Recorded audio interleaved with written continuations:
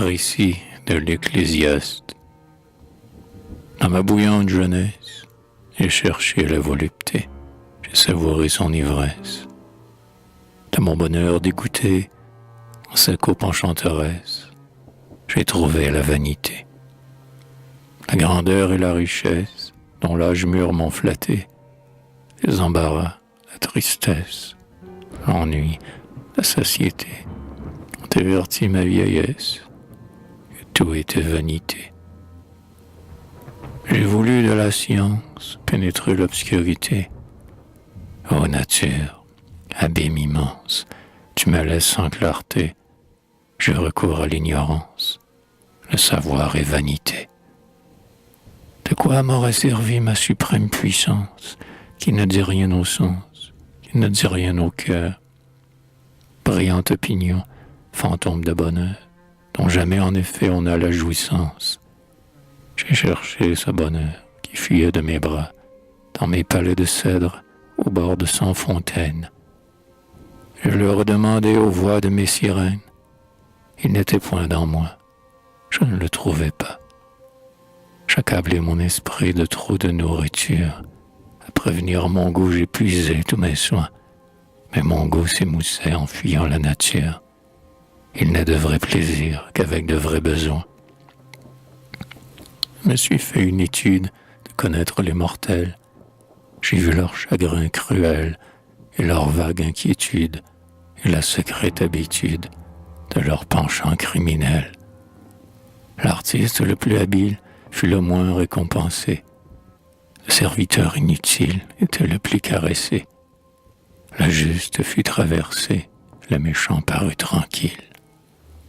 Tu viens de trahir l'amour, et tu ris, beauté volage. Un nouvel amant t'engage, t'aime et te quitte en un jour. Et dans l'instant qu'il t'outrage, on le trahit à son tour. J'entends siffler partout les serpents de l'envie. Je vois par ses complots le mérite immolé. L'innocent confondu traîne une affreuse vie. Il s'écrie en mourant. Nul ne m'a consolé. Le travail, la vertu, pleurent sans récompense. La calomnie insulte à leurs cris douloureux. Et du riche amollit la stupide insolence. Ne sait pas seulement s'il est des malheureux. Il l'est pourtant lui-même. Un éternel orage promène de son cœur les désirs inquiets. Il est son héritier qui le hait davantage. Il vit dans la contrainte et meurt dans les regrets. Dans leur course vagabonde, les mortels sont entraînés.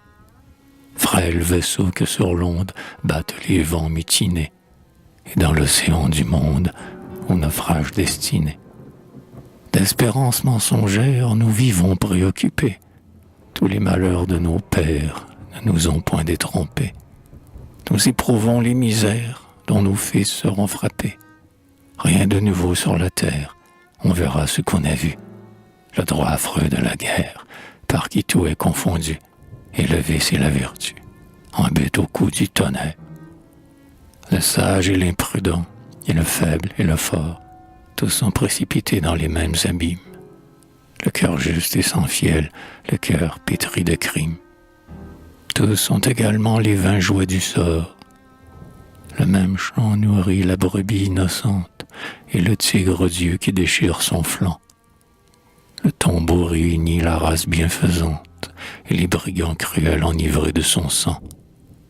En vain par vos travaux vous courez à la gloire. Vous mourrez, en effet, tout sentiment s'éteint. Vous n'êtes ni chéri, ni respecté, ni plaint. La mort ensevelit jusqu'à votre mémoire. Que la vie a peu d'appât, cependant on la désire. Plus de plaisir, plus d'empire dans les horreurs du trépas. Un lion mort ne vaut pas un moucheron qui respire. Ô mortel infortuné, soit que ton âme jouisse du moment qui t'est donné, soit que la mort le finisse. L'un et l'autre est un supplice. Il vaut mieux n'être point né. Le néant est préférable à nos funestes travaux, au mélange lamentable des faux biens et des vrais mots, à notre espoir périssable qu'engloutissent les tombeaux. Quel homme a jamais su par sa propre lumière si, lorsque nous tombons dans l'éternelle nuit, notre âme avec nos sens se dissout tout entière, si nous vivons encore ou si tout est détruit. Des plus vils animaux, Dieu soutient l'existence. Ils sont, ainsi que nous, les objets de ses soins. Il borna leur instinct et notre intelligence. Ils ont les mêmes sens et les mêmes besoins. Ils naissent comme nous, ils expirent de même. Que deviendra leur âme au jour de leur trépas? Que deviendra la nôtre à ce moment suprême? Humain, faible humain, vous ne le savez pas. Cependant l'homme s'égare dans ses travaux insensés. Les biens dont l'Inde se part, avec fureur amassée, sont vainement entassés dans les trésors de l'avare. Ce monarque ambitieux menaçait la terre entière. Il tombe dans sa carrière.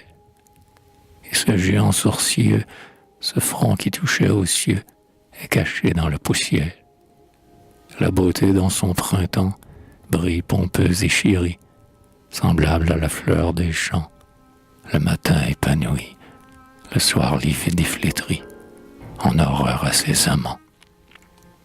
Ainsi tout se corrompt, tout se détruit, tout passe.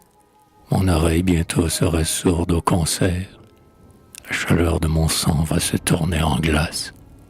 D'un nuage épaissi, mes yeux seront couverts.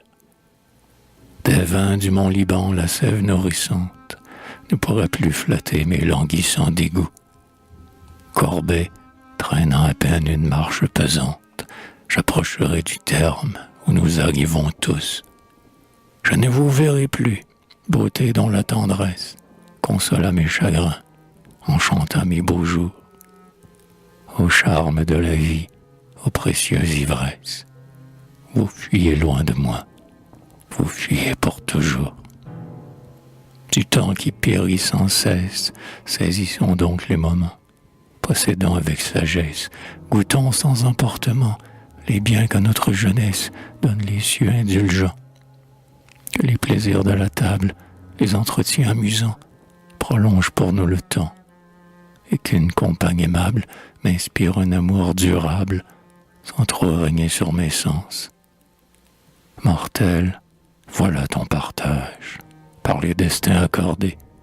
Sur ces biens, sur leur usage, ton vrai bonheur est fondé, qu'il soit possédé du sage, sans qu'il en soit possédé.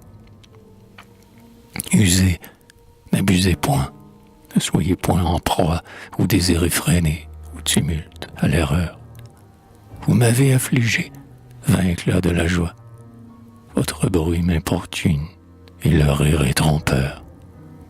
Dieu nous donna des biens, il veut qu'on en jouisse, mais n'oubliez jamais leur cause et leur auteur. Et lorsque vous goûtez sa divine faveur, ô mortels, gardez-vous d'oublier sa justice. Aimez ses biens pour lui, ne l'aimez point pour eux. Ne pensez qu'à ses lois, car c'est là tout votre être.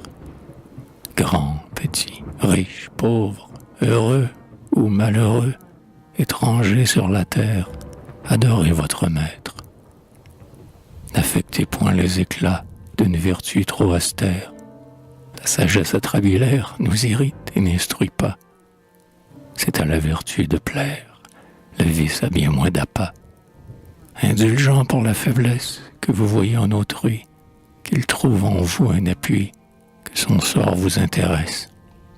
Hélas, malgré la sagesse, vous tomberez comme lui, favori de la nature, le climat le plus vanté, par les vents, par la froidure, voit son espoir avorté, et la vertu la plus pure, à ces temps d'iniquité. Répandez vos bienfaits avec magnificence, même aux moins vertueux ne les refusez pas. Ne vous informez point de leur reconnaissance. Il est grand, il est beau de faire des ingrats. Laissez parler les courts et crier le vulgaire. Leur langue est indiscrète et leurs yeux sont jaloux. De leur suffrage faut dédaigner le salaire. Dieu vous soit, il suffit qu'il règne seul sur vous. L'homme est un vil atome, un point dans l'étendue. Cependant, du plus haut des palais éternels, Dieu sur notre néant daigne abaisser ses vues. C'est lui seul qu'il faut craindre, et non pas les mortels.